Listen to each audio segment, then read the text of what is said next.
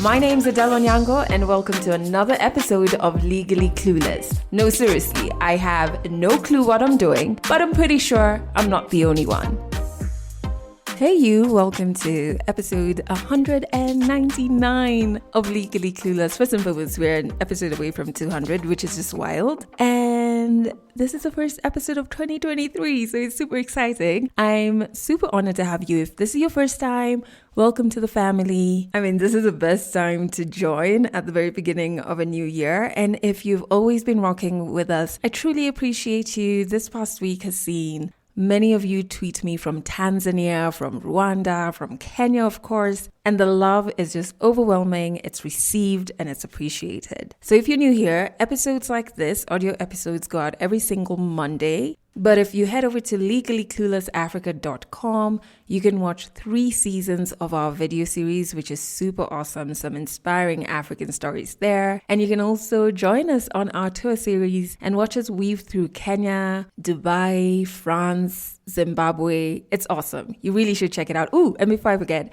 once you're on our website, you can sign up and officially join our family. Once you've joined, you will get a letter every month from myself or some very important special people in my life. And very soon you'll get the calendar for 2023 to know when our wellness events, so yoga, paint classes, aerial hoop, etc. are going to be, as well as our workshops, which help you understand how you can maximize this digital space and earn a living from it. All right, so back to this episode. I am so excited for the story you're about to hear. Well, part 1 of it, because it's somebody who I know. I did not know he was navigating these things. And when he reached out to share his story, I'm so glad we managed to do it because it's so inspiring. His name is Danny. This is what's coming up. I'd wake up and probably yell, confused, go vomit, come back, convulse. So she'd panic, and then she had to call. The neighbors would come and find out what's wrong with Dan. They rushed me to hospital. So I woke up on a drip. And when it was over, we were discharged. When we got home like this, I tried, because my cousin didn't buy me alcohol. I really wanted booze. I remember even leaving the hospital, like I want to go get a drink, and he had to follow me and tell me, relax, we'll get you a drink. My bro who was abroad, there's a day we went for dinner with his wife. Guys are having dinner, me, I'm going to get shots. I was thinking I'll find the money to pay for it, and I didn't have. So the bill came to the table. These guys don't know I'm taking shots. So that's Danny's story. It's coming up a little later in this episode. But before we get there, a bit of a catch up. Oh, wait. Song of the week. Oh my goodness, I always forgot it. And the way there was no song of the week in the last episode, goodness. But this week, the song I want you to check out is by Alicia Keys. A couple of years ago, a friend of mine, she was studying in Spain. I want to say she was either in Spain or the States at that time. And when she came back for the holidays, I was going through like the worst breakup ever. And she brought me a bunch of CDs, one being, I think it's called I Am, if I'm not wrong, by Alicia Keys. And I fell in love with a particular song, which is Tell You Something. That's the song I want you to check out. If I read correctly, it was dedicated to someone, a loved person in her life who passed. And I've just found that song to be very calming and centering for me. It seems to have that effect on me. And so, yeah, I don't know. It might have the same effect on you. You might love it. So check it out. I'll put a link to it in the show notes. The name of the song is Tell You Something. Okay, how has your crossover been? Oh my goodness, into the new year. I hope it has been amazing. I hope it has been peaceful. I know the holiday season can be super triggering in some instances. Linking up with family sometimes it's not easy or comfortable. So I'm really sending you tons of love and just hugs if that was the case for you. On my end, it's been such a fulfilling crossover. I haven't done a lot of movements. I think in the past years, I've been doing a lot of movements like visiting family, shopping for weeks beforehand, decorating the house, all these things. And in hindsight, yes, I do love the idea of celebrating a year ending and a new beginning. But I also think to some extent, I was filling up the holiday season with a lot of things to run away from, intimate moments alone, like being by myself. And I think sometimes we run away from intimate moments alone because we're scared of the demons that we may have to confront. But I've discovered, especially during this time and throughout quite a bit of 2022, that in intimate moments, I have discovered such beautiful corners of myself. I've been able to be silly. Especially during this crossover. Dance around my house. I've discovered an immense love for planting trees and propagating my plants who I love and who are just growing so amazingly. Like, they're making me so proud. Is this what parenting feels like? I have stuck to an exercise regime for longer than I thought I would. So I swapped yoga for Pilates and it feels so good, especially when a particular exercise that at the beginning used to exhaust me. And then now I don't even break a sweat when I'm doing it. I'm just like, look at you, body. Look at what you're doing. I have baked a lot, which was something I've loved to do, but over the years, I just kind of lost that bit. So there's constantly cake or muffins in my house. And very soon I'm going to be trying my hand at cookies. And once I'm done with that, I'm going to start learning how to frost cakes. That's something I've never done. But yeah, that's been great. I surprisingly even found a love for cooking, which is so freaking weird because I've never been that person. But now you'll find me like whipping up something and having fun while doing it, which is, I think, super important. And I've managed to do this just by intimate moments alone. You'll surprise yourself when you do that. Obviously, will you have demons to battle? Of course, but why do you think you can't? But it's not only the demons. We focus so much on we're going to face our demons, but there's also a high chance you'll unlock an overwhelming beauty inside you that sometimes you didn't even think or know existed. And I think even during this crossover, a word, if you're new to this, I love words so much. I have so many words tattooed across my body.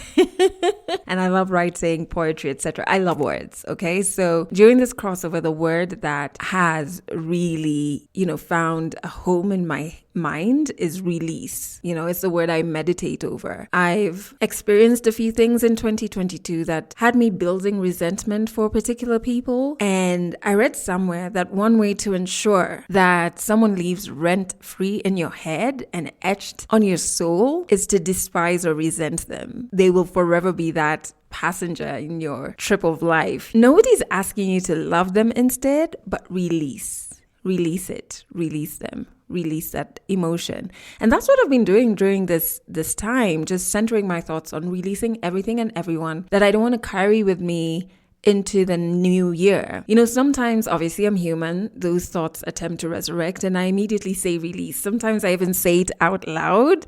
I remember one time driving and a thought came in and I was just like, I've released you. And I was like, thank God there are no passengers in this car because it'd just be like, what is going on? Get me out of this car. But yeah, release has just been something I've really been embracing. And so I think it's been such a fulfilling crossover on my end. So as I said earlier, I'm very excited for the story you will hear across this episode and next week's episode. Danny's story is in 2 parts because it's a long, inspiring story. And I want us to just kind of take a breather and then come back next week for part 2. I'll tell you more about how I met Danny after the story, but it's really his story of triumph over an addiction to alcohol and his experience in rehab. 100 African stories on Legally Clueless. Stories from Africa. So my name is Daniel Orenge, and I'm from Nairobi, Kenya. I think it was in high school, Form 1. It was the time we had left school with some friends and, the normal peer pressure. And we, contributed funds. And I think that guy actually went and bought not what we had asked for. I think he went for a cheaper option, but we didn't know. And I think that was the first time I had a drink. That incident led to many others. And I think the next one is the one I'd remember better because I was a very good friend of mine and we were going to watch rugby floodlights. we went and we bought 2 quarters, 250 ml. There's this drink called Safari Cane and there was this drink called Kenya Cane.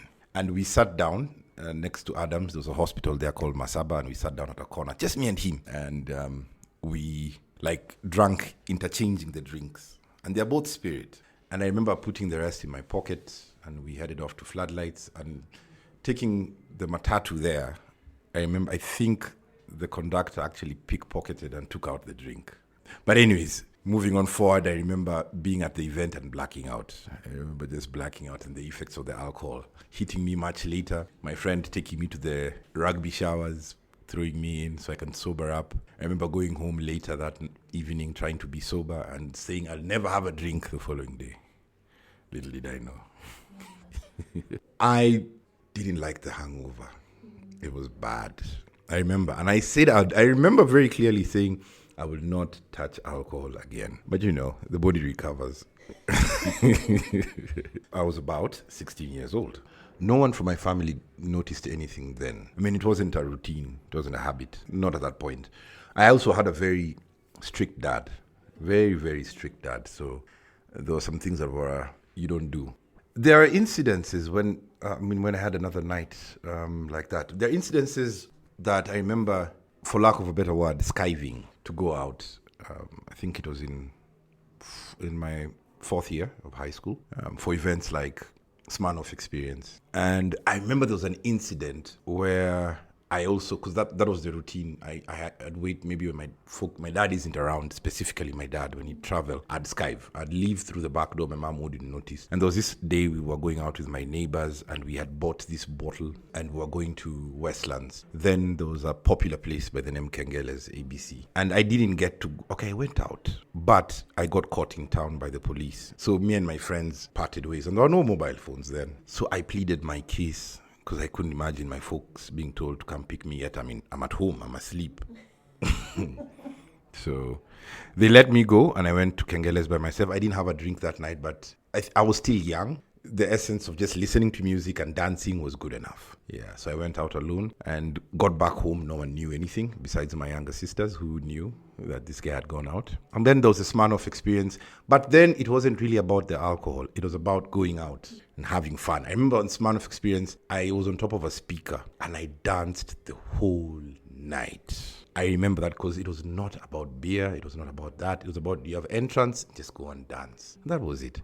Now, after high school, my brother, who is abroad, saw it fit that I should do IB, International Baccalaureate at St. Mary's, so that I can probably put myself in a better place to go abroad. So when I went to IB, there are many things that I love. As a child growing up, I'm passionate about sports. I mean, I love to run. So things like, those are those are things that defined me. So when I went to St. Mary's and I found rugby, I was like, this is it. So in St. Mary's, the first time, not the first time, we had nights when we went out, but I never really drank responsibly. But one incident I remember is when we won Blackrock, and St. Mary's hadn't won Blackrock in over 4 years, and that's our event, and we won it. So we are going out and we are all happy, and I was so ready to drink, and went to my friend's place at Westlands and he had a bottle of vodka, and I just told him to fill a glass neat, and I flashed it. I asked him to do it again, like I'm being dared,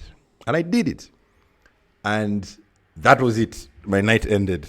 The rest was stories I was being given later about how I was an inconvenience. They had to stop by the roadside because I needed to vomit. And then when I got out of the car to vomit, I'd fall into the ditch. Then they'd have to come struggle in their state to pull me back into the car. So we got to a house party. I was out. I was pretty much out. And then I woke up much later, and there was this lady who had eyed me, I think, from the games. And the story was different now. She didn't want anything to do with me. I remember trying to approach her, and she was like, no. So that's one incident where I believe the drinking started becoming a bit much. I didn't, I felt like that's when it started to become more of the alcohol than more of the party. I didn't actually finish. My dad was like, this guy is doing too much sports. He's not paying attention to books. This thing costs a lot of money. Let's just take him to university. So I didn't finish. I left in IB1. And so that's when I was taken to USIU. There's a reason why I've paused. USIU had a culture around having fun, and there was drinking started on Thursday. Thursday was our night. And immediately I joined USIU, I had a clique of friends, good friends up to this very time in my life. And so we used to get ready for Thursdays, But you'd realize that people used to drink at any time. But once you've stayed there long enough, even you get conditioned. You start doing that as well. So Thursday was was everything. We used to go and drink hard liquor. I mean, there used to be a place we used to call Bedrock. We used to go to a shop. There was a shop where we used to go and buy hard liquor, and we go and stand around a rock and warm up, charge, and then now we can go in and buy beer because it was too expensive to drink beer the whole night starting from 5 o'clock. So we'd go and drink cheap liquor. There was Napoleon. There was another drink called Iceberg, and we used to chase them because we were young. We used to, there was the gym, we used to exercise, so we were also fit. But we'd go and drink, but Dan would never last the night. I would always black out, always. And then I'd lose my phone. So it was not that he once, or it became a trend. Every Thursday or Friday, but mostly Thursdays, we'd go out. There was a club called Cats Club, and I'd be out. I remember there's a time this friend of mine, I don't know if she'll ever hear this, she'll laugh.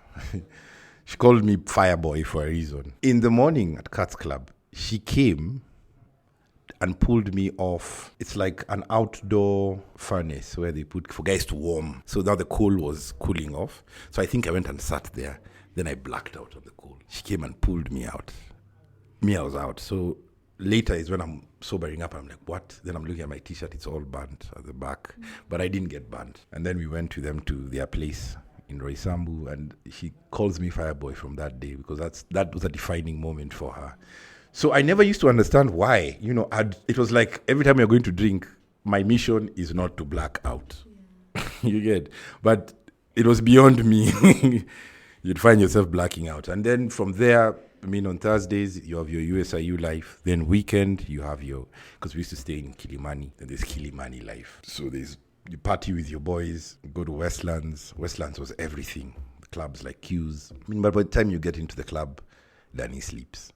That was my routine. The most embarrassing one was once we used to go to Village Market.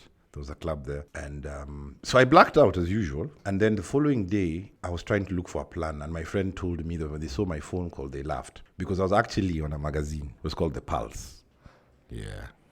My very good friend has that picture till this very day. I'd blacked out on the floor. And then they had written there, another nigger. And going to school on Monday, it was so embarrassing because everybody used to read The Pulse.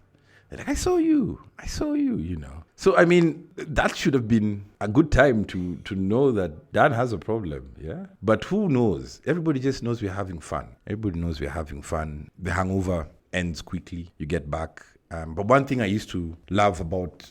one thing that helped me, I think, and it was something very important, and I think parents of this day and age understand this better, because folks for back in the day used to think it's all studies. Every child is different, and you have to have a balance. And I feel like for me, there was a lot of energy that was unused growing up because I really wanted to do sports. And I feel like, and I'm not blaming anyone, by the way, it's just that's how things were. And I'm sure there are many people who also went through the same thing. So like at USIU, one thing that used to really keep me focused was the gym, because I'd want to play rugby, but it would be an uphill task because you need boots, you need things when you need to go on trips, you need a bit of support. But that's not in my parents' idea of university. Go read, get a job. So the gym worked. The gym, you're not paying for it. It's accessible. So whenever I would have streaks of training, I'd be off the alcohol.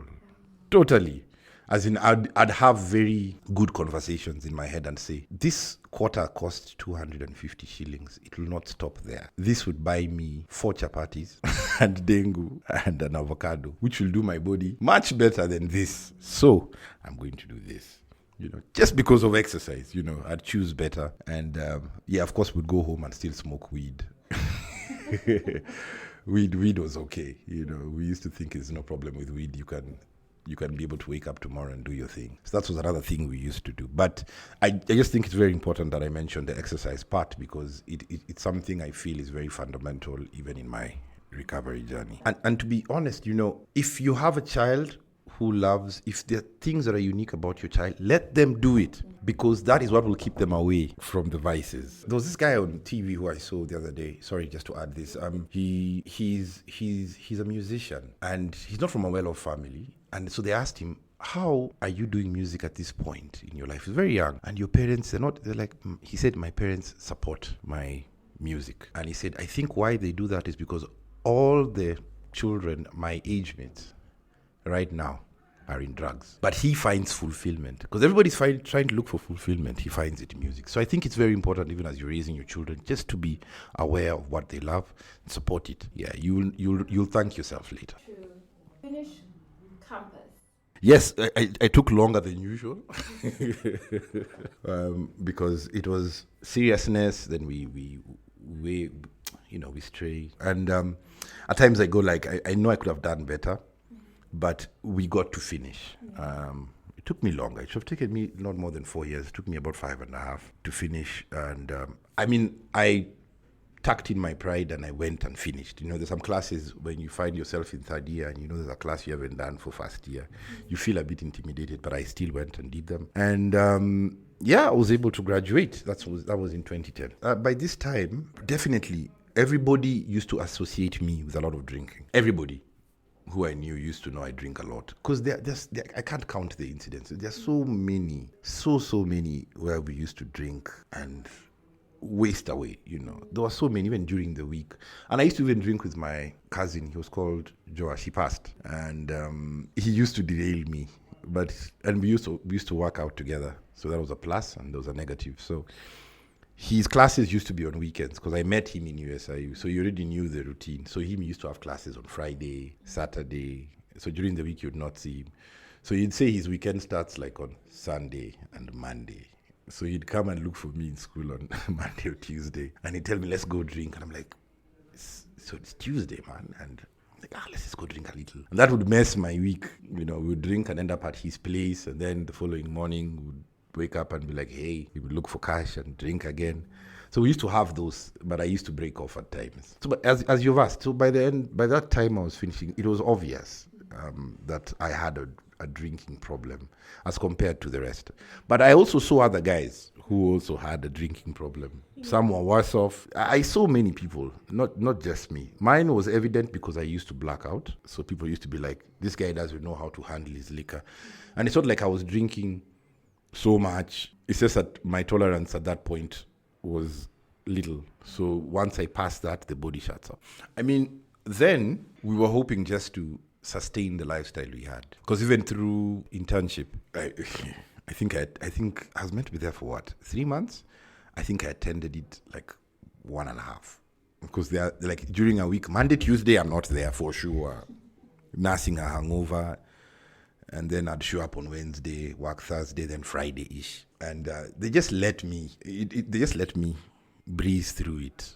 And one thing I think also is that what I studied at USIU, what I decided to do is not what I really wanted to do. It wasn't fun. Even the internship was not fun. I was doing accounts. I was like, hey. Through the whole classes, I didn't like it because I did IBA, but I did a concentration. It was called concentration then in finance. And I think I was doing it because my mom always used to say she sees a banker in the family. I think that's my bro, not me.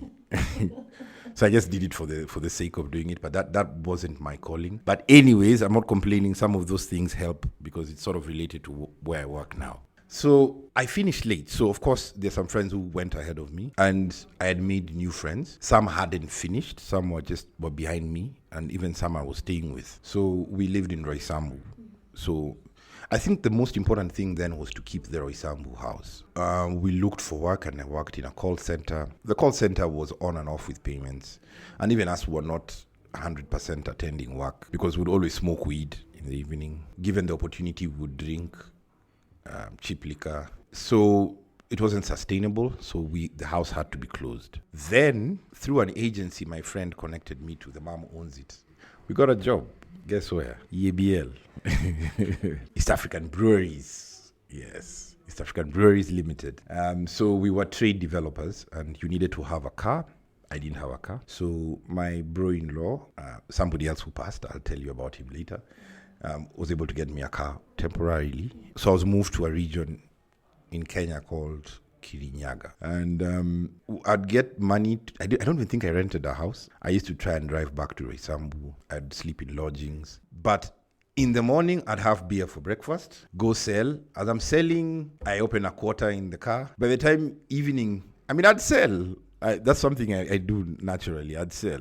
But intoxicated. So by the evening, I'm high. So you're by yourself. I'm in the car. I can't go to the lodging. It's too early. I open another quarter.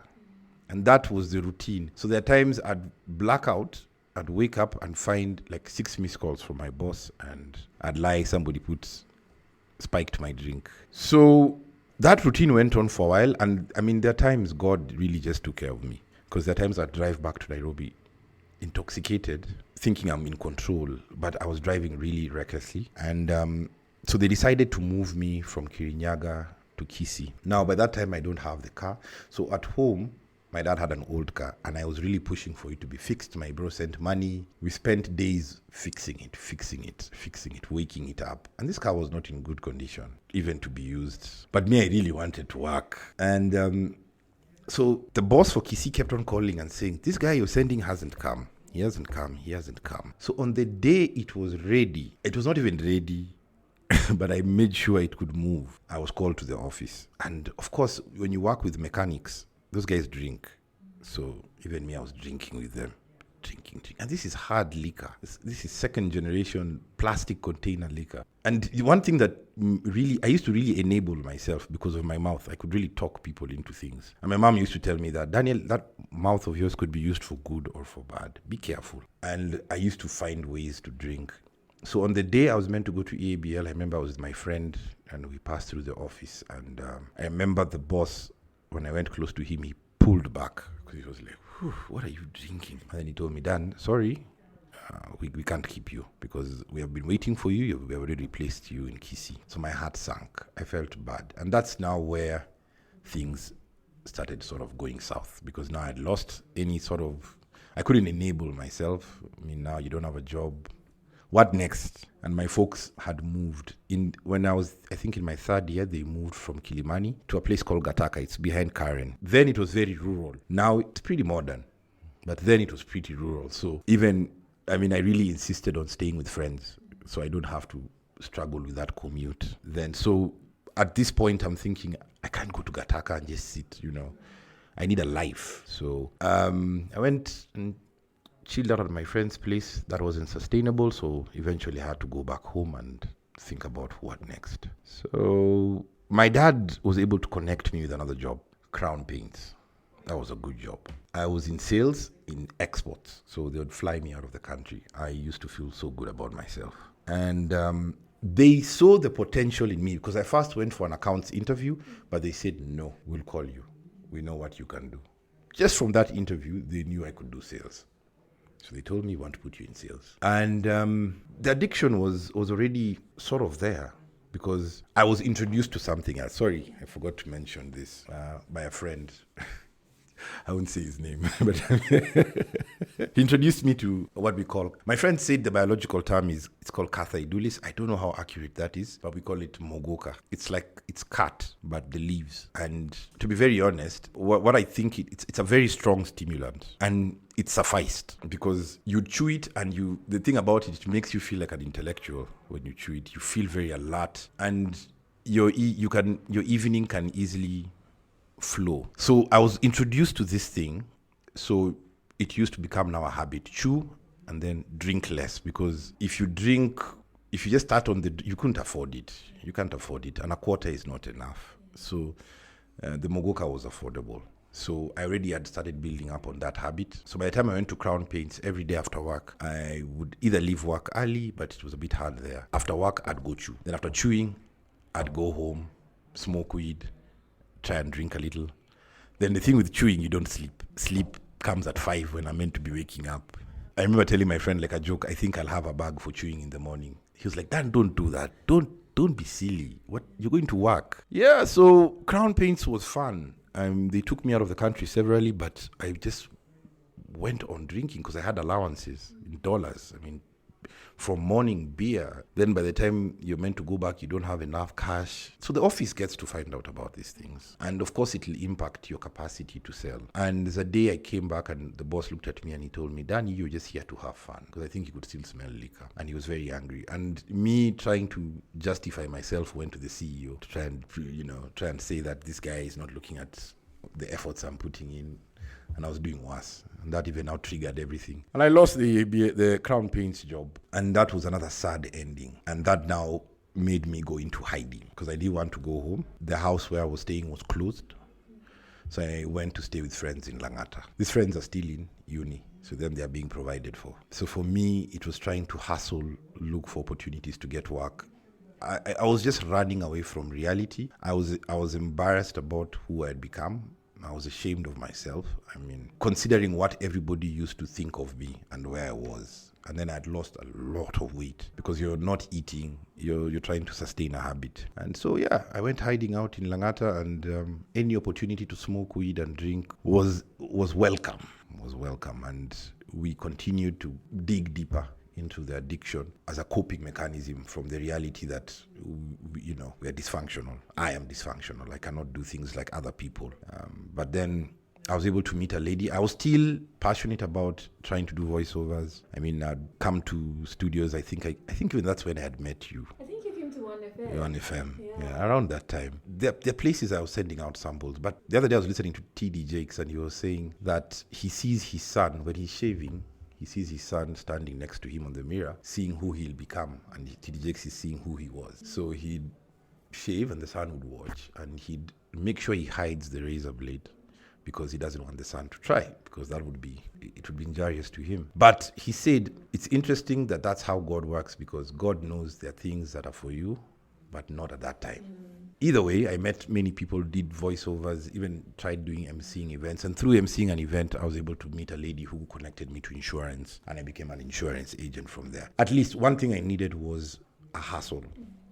I needed a hustle. So at least I could feel like I'm doing something. And it actually helped. Insurance was a blessing in disguise, and I actually was good at it despite the addiction, because it wasn't a 9 to 5. It was wake up and you do your hustle, try and bring in accounts, then you get your commission. I remember the times when I was home, at the time I bumped into my dad and I'd come from buying weed, and I was setting myself up for the night in my room, and I had cheap liquor, and he asked me, "My son, what are you drinking?" I told him, "I've drunk beer." He said, "That's not beer."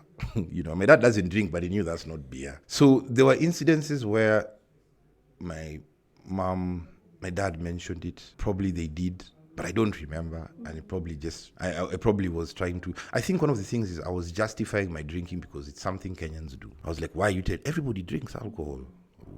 What's the problem with me drinking? I don't see. And now trying to keep a job was trying to sustain my point that I can drink. So, and that's why I would stay away from home, so I could sort of have some independence. But it was a tough ride. It was a tough ride. So my bro who was abroad, many times there's a day we went for dinner and with his wife. Then they had just been married, and guys are having dinner. Me, I'm going to get shots, and I was thinking I'll find the money to pay for it, and I didn't have. So the bill came to the table. These guys don't know I'm taking shots. I think the bill was about 4 or 5 G's shots. And this is a long time ago. This is around 2011. My sis-in-law was so annoyed because she paid the bill. She was so annoyed that we are sitting here having dinner. You're pretending you're going to the loo.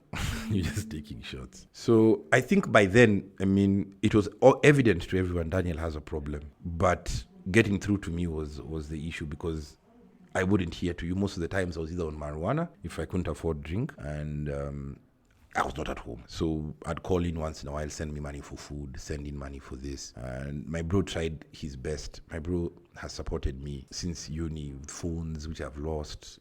He'd send cash for me to do insurance and tell me, Daniel, I'm sending you cash on a Monday so you can go and sell, and so you can pick up and manage yourself. But they all knew there was a problem. It's just that I wasn't home to be an inconvenience. I was just, they'd see me when I'd come home, and my mom probably would feel sad about the whole situation. There are times I had interviews that come to change in the morning, and that morning I had taken a drink just so I can wake up. Of course, you go to the interview and they can smell it, and you don't get the job. So it had become a problem. So insurance helped me to avoid unnecessary confrontations with bosses about the drink, though even at insurance they knew.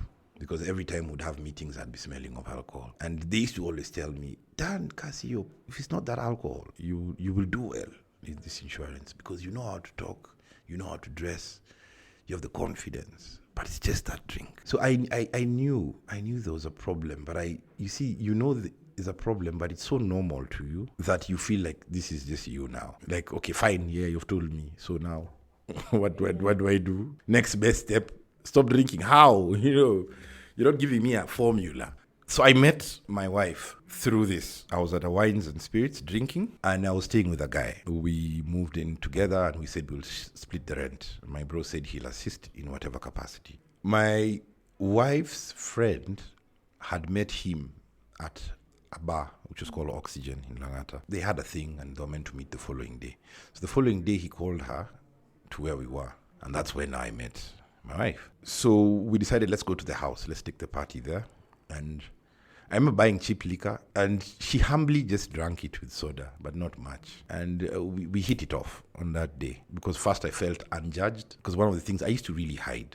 If I'd see you and I know you, I'd take a left because of who I felt I had become. So moving forward, there are incidences that made us stay together, because there's a time I was staying with some friends, and one of them insulted me and my manhood, because I didn't have money. I think he said something very insulting in front of ladies who were in the house, that you're busy here talking and you can't even pay electricity. And I got very annoyed.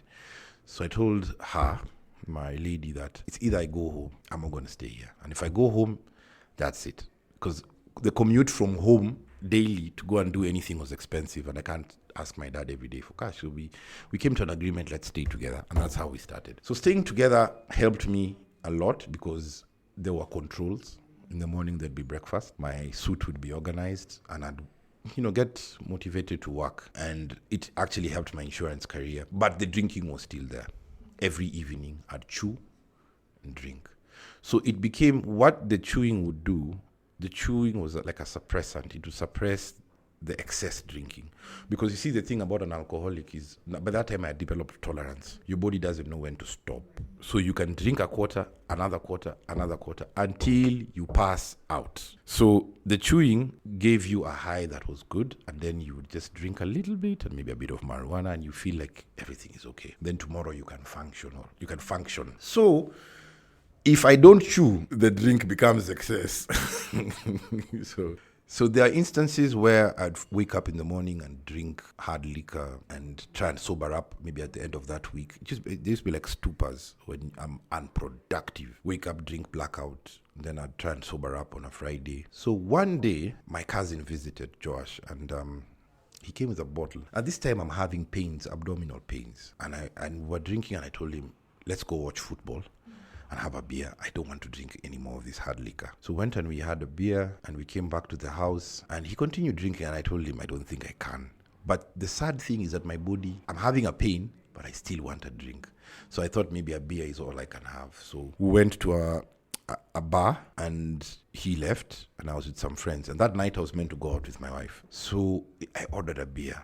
I drank 3 sips of the beer, and I felt nauseated. So I told my friends, I'll see you, I'm going home. So I called my wife and I told her, I don't think we can go out tonight. I'm not feeling good. So I went and I blacked out. I woke up in hospital. So what I heard is, my wife we can share a story. There's a group called Al-Anon. You've heard of Al-Anon? Al-Anon is not a Kenyan group, but it's like Al-Anon came. There's a guy called, I think it's called Bill, Dr. Bill, who started AA. Now his wife started Al-Anon, and Al-Anon is a group for people who have been victims of loved ones in addiction. So it's a support group. I'm saying maybe she can give her own side of the story. But so what happened is, she said at night I'd wake up and probably yell, confused, go vomit, come back, convulse.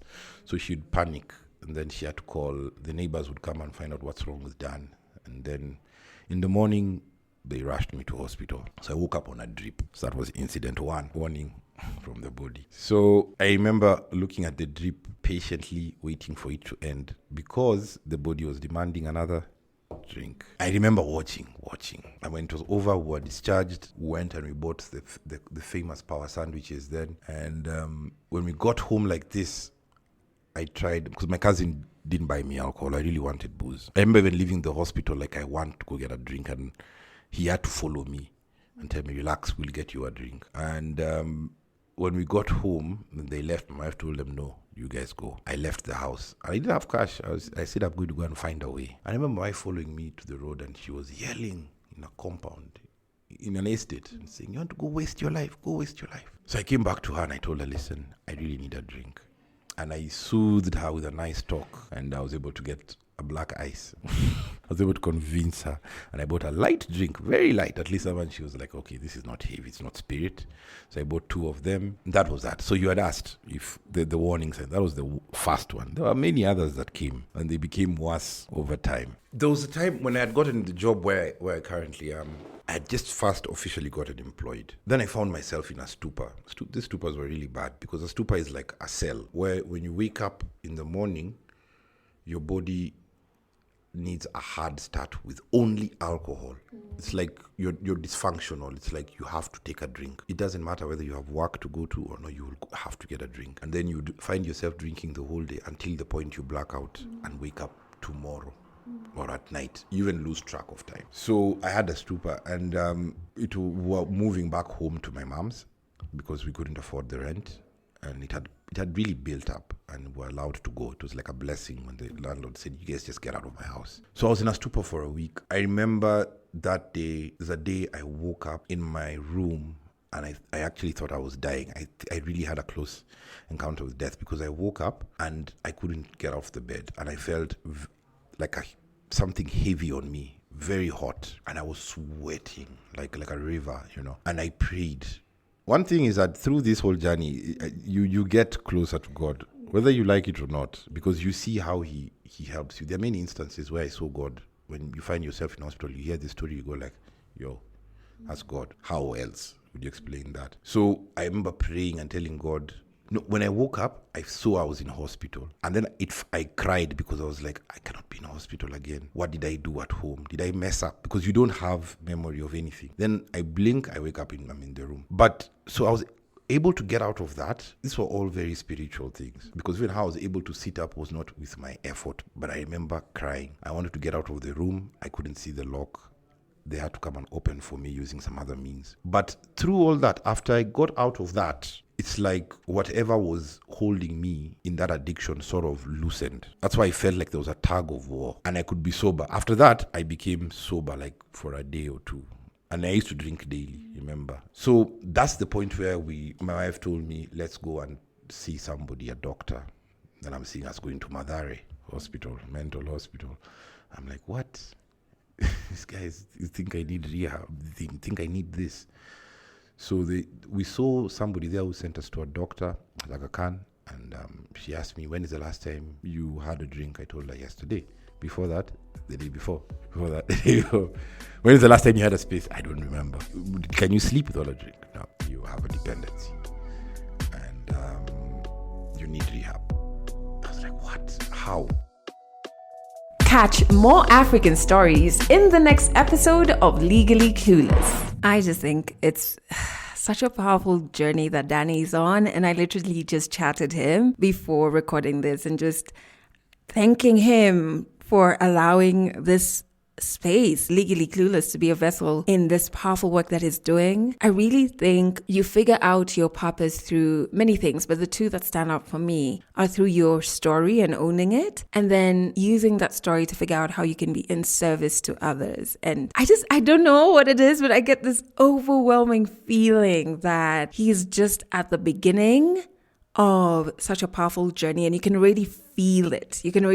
So I can't wait for you to listen to part 2 of the story, which will be in next week's episode. And I met Danny a couple of years ago when I joined uni, I think around about that time. And I can attest that he was always in the gym. Then it turned out he was a close friend to a friend, now an ex. And what's weird was there was a point in my life when I was hanging out with a crew of guys who partied a lot. And I did too. I mean, we drank, we would do 3 days straight of partying. And I thought I was so cool hanging out with the guys. But, as I listened to his story and even going back and producing it, I don't think any of us ever flagged heavy drinking in the sense of noticing when, okay, this person is drinking more than usual, or I don't think we ever had those moments. Well, I can say I never had those moments. Maybe because we were all doing it, and then also youth is a crazy thing. But I do know right now, and it's conversations I have with someone super close to me about how we need to be more attentive to our friends and kind of like keep an eye out for cries of help that may not come out through words. So, I mean, I am more attentive. Granted, I have way fewer friends, which makes it easier. And I remember just yesterday, actually, I was talking to someone about how I've also reduced my alcohol intake. It's really because, first, I've just narrowed down to taste. What do I like? Secondly, also cost. I remember going into town and thinking about buying my favorite bottle of red wine, which is 4,000 bob. And I caught myself and I was like, what else can you do with that 4,000 bob though? And I ended up not getting the bottle. So there's that, just trying to make better financial decisions. And there's also the element of liking who you are when you're buzzed or when you're drunk or when you're high. And for me, it's like, okay, why am I scared of being that person without assistance of alcohol, whatever it is, you know? And so it's like, I want to be able to be who I love about myself throughout without this other thing or vice that helps me do that. I don't know if that makes sense, but we were talking about it with someone yesterday and I was like, yeah, I think that's a huge part of it for me as well. And going through December, man, I don't know about other countries, but I feel like this tag of, hey, Kenyans can drink is not cool. There was a doctor who tweeted, a Kenyan doctor, and she was like, dudes, what's happening? I'm getting so many cases of alcohol poisoning. Like, please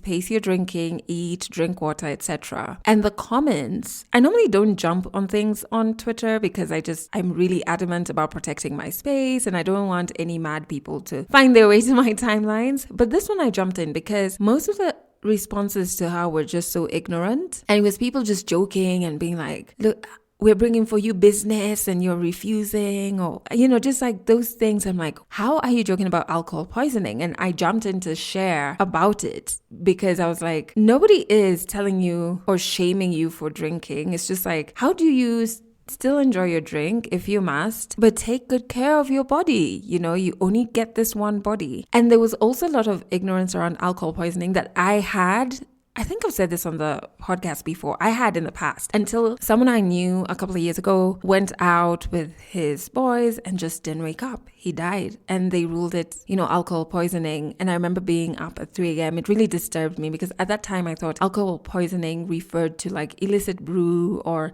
expired drinks or drinks that have been messed around with. And I just was like, where would he get access to that? So 3 a.m., I Google alcohol poisoning and then I see a definition that this is loosely termed. So there's probably a better phrased definition, but it's like the alcohol is the poison and your body can only process a certain amount of alcohol in a certain time frame. So alcohol poisoning is a consequence of just like overloading your body with the poison. And so your body can't process, it can't clean it out fast enough. And so then it starts vomiting. You start vomiting, blacking out. Those are not normal. Like, I think about back in the day when we were in uni and a night out, someone would be throwing up and we'd be like, you Maurad. Yeah, that one. and would be laughing it off, or like, you blacked out even when the night began. Dudes, that's your body saying, it's enough. I can't handle it. Please stop. And there's just so much ignorance around this. And I think it's intentional because industries will not give you information that's bad for business. So you really have to take ownership over your body. Ultimately, it comes down to you. So like, pace yourself. Eat, drink water. Listen to your body. If it's telling you, dude, I can't. Imagine listening. I don't know. I just feel like, especially when I do more work on myself and just mentally and start to understand that I'm trying to think of how do I say this and with it not sounding not humble, but I don't know how else to say it. Realizing I'm dope physically, mentally, spiritually. I'm this dope being and I want to preserve my dopeness in all facets, you know? So I want to give myself the right food. I want to exercise. I want to take care of my mental. I want to be of service to my body. You know, like in celebration of just how dope I am, let me keep celebrating in all ways. Does this make sense? You know, it's so like, even when you're enjoying your drink, just never forget that. And that has been so powerful in unlocking things for me, even just things as little as cleaning my house. I hate cleaning up, man. I hate it so much. I'm like, no, sis, we're gonna do it because you're so dope. Why do you want to live in a place that's dusty? You don't deserve that. You know what I mean? But like, yeah, so you can take the same approach with the things you put into your body. Just take care of yourself. And Danny is just such a kind human being. He was kind enough to share his social media handles and phone number as well if you'd like to reach out and get help if you're navigating this difficult journey of addiction. Listen to this. Very simple. I'll put it this way. There are no hashtags, you what. It's a simple. If you look for Daniel Orenge on Facebook, Daniel Orenge on Instagram, Daniel Orenge on YouTube, you will definitely find me. And I have I feel I don't need to hide my number. I mean, if you want to reach out to me on WhatsApp, I mean, on all those, you can always message me, and I always respond. There are many people who have sent me messages when they check my videos and they're getting help. And I thank God for that. So, of course, my numbers are 0733668817. That one, you'll get me on WhatsApp. I just feel like that was so selfless of him, but I can only imagine how lonely that journey of healing from addiction is. The stigma that society comes with, so you don't have a lot of support systems. I love that we're having these conversations nowadays, but we're just at the beginning. So feel free to reach out to Danny. I've put links to his social media platforms in the show notes. He's more than willing to talk one-on-one, which is great. I think building connections across Africans is something that is quite magical to be able to do on this platform. All right, so I'm going to end this episode here. Do remember that you can sign up to join our official family. Head over to legallycluelessafrica.com. You can also catch this podcast on Trace Radio if you're in Kenya. Yeah, Trace FM. We play there every Monday and Wednesday at 1 p.m. and 11 p.m. and Fridays at 1 p.m. Just head over to traceradio.co.ke either to stream Trace there, or you can get a list of all the frequencies for wherever you are, for those of you in Kenya. Next week, Danny shares part 2 of his story. It has more to do with his experience in rehab, so that's coming up in episode 200. My goodness. I can't believe episode 200. You know, that's a lot. Oh my goodness, I'm so excited. You know what? I'm so excited. That's a lot. That's a lot. Oh, it's so beautiful. We've grown so much, and we still have so much more growing to do, and we're embarking on that this year. I'm so happy. I'm going to end this episode here because I might just start crying, and I do not want that. So bye-bye. That's it for this episode of Legally Clueless. You can share this podcast with your friends. You can keep it for yourself. I'm not judging. Just make sure you're here next week for the next episode.